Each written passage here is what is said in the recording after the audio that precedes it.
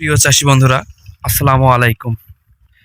আজ আমি আপনাদেরকে কলার জমিতে অনাকাঙ্ক্ষিত আগাছা যেগুলো আছে সেগুলো কিভাবে পরিষ্কার করবেন এবং দীর্ঘমেয়াদী একটা রেজাল্ট ধরে রাখবেন সেই বিষয়ে আজকে আলোচনা করব।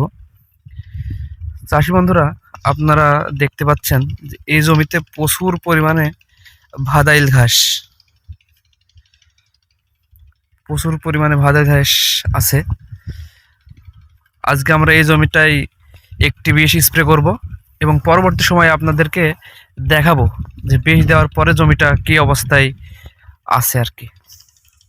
সম্পূর্ণ কলার জমিটাই একজন চাষি ভাইয়ের, যা আজকে আমরা স্প্রে করে দেখাবো এবং ঘাস নির্মূল করে আপনাদেরকে দেখাবো সম্পূর্ণ। এর থেকে বেশি ঘাস কোনো ফসলের জমিতে হয় বলে আমার মনে হয় না। এটা একটি কলার জমি, আর এই জমিতে আমরা বিষ স্প্রে করব।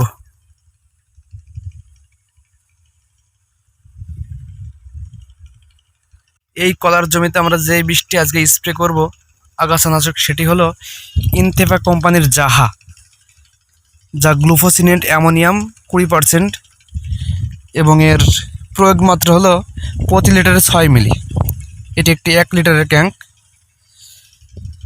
আজকে এই জমিটায় এই জাহা আমরা স্প্রে করব এবং পরবর্তী সময় এটা কি রেজাল্ট হয় আপনাদেরকে দেখাবো ইনশাআল্লাহ।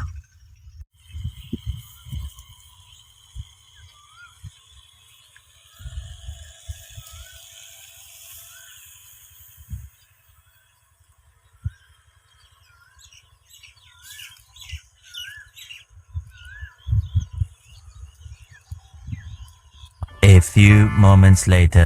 চাষি বন্ধুরা, এই জমিতে আমরা জাহা স্প্রে করেছিলাম, আর কিছুদিন পর তার রেজাল্টটা আপনারাই দেখুন।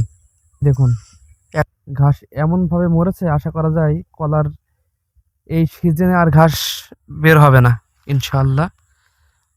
আপনাদের এই জমিটা এর আগে দেখিয়েছিলাম এবং বিষ স্প্রে করার পর আজ আবার আপনাদেরকে এই জমিটা দেখাচ্ছি।